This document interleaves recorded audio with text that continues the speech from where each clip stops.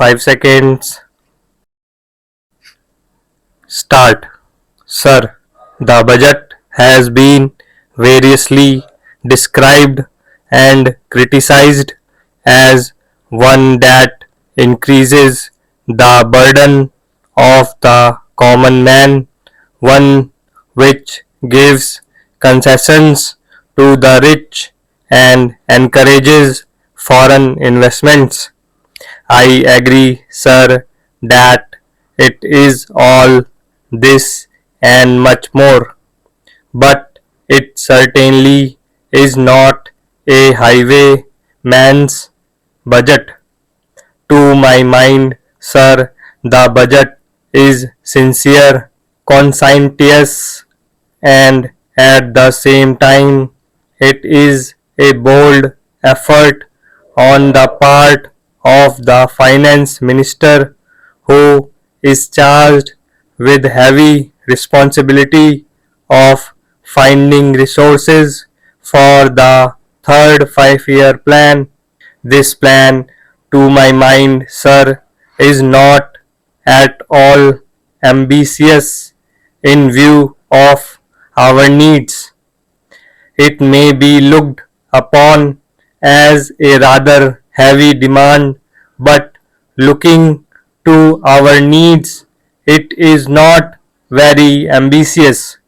Sir, the fact that even the considerations of the coming general elections could not delect the finance minister from the course which seemed to him necessary and proper should earn him the appreciation of every right thinking man.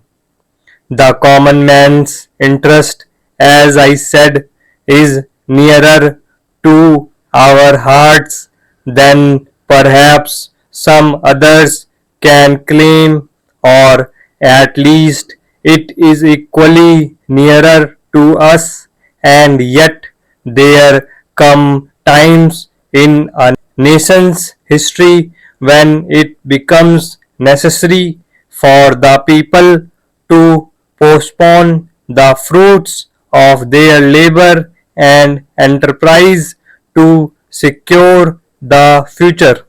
Here also, sir, opinions may differ. According to the Communist Party, such a time came during the last Great War when they were exhorting people, the common people, to contribute their full might to the war effort. According to us, however, sir, are passing through such a time at the present moment, and I have no doubt that the common people appreciate this position and will willingly tighten their belts, contribute their full might, and will surely return the Congress to power, having full confidence in the future and looking to a future where their posterity will be assured of a far better social and economic order. Who, sir, does not sympathize with the difficulties of the common man? As a matter of fact, most of us come from that class, and I am sure the finance minister would have liked to do away with some of the levies. None would have been happier if he could have done without these new levies, but there are, sir, certain very imperative limitations.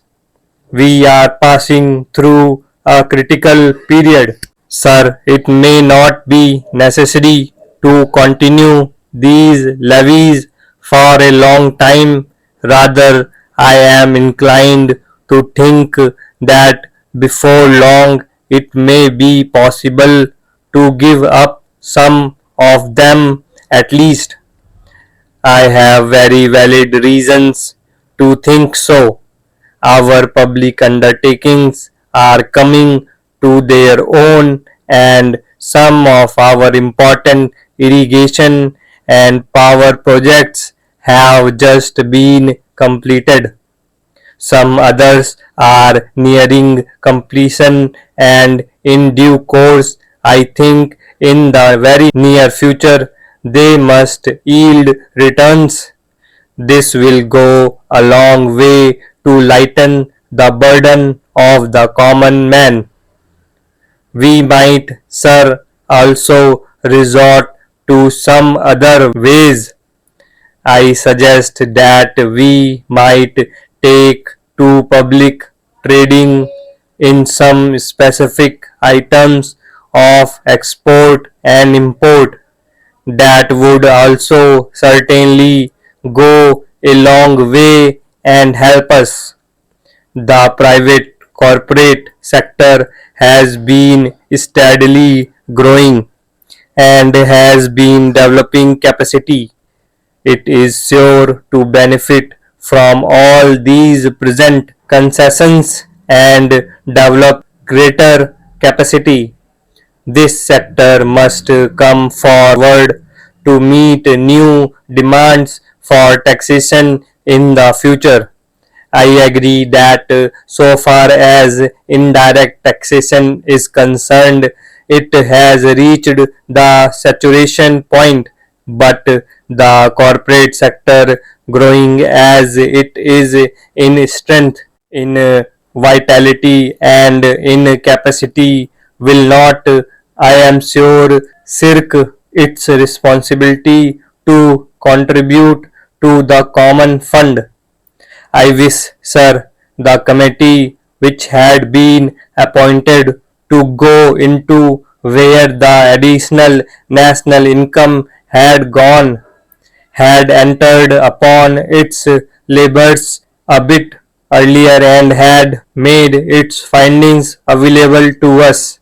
I do not want to state its findings, but I have a feeling that the committee, when it concludes its labors, will come to the conclusion that a major portion of this additional national income has gone into the pockets of a comparatively small number of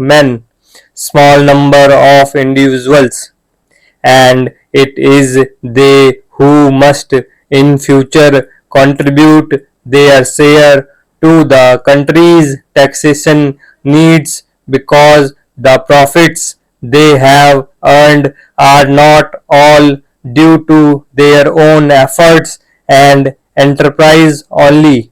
To a very large measure, they are the result of the economic policies of the government, and due to certain other circumstances to which they did not contribute anything. Therefore, there is ample justification for the two taxes, the capital gain tax and the excess profits tax. I need not go in detail into all the reasons that my honorable friend has explained earlier so lucidly, but I must say that I entirely agree with them all. Stop.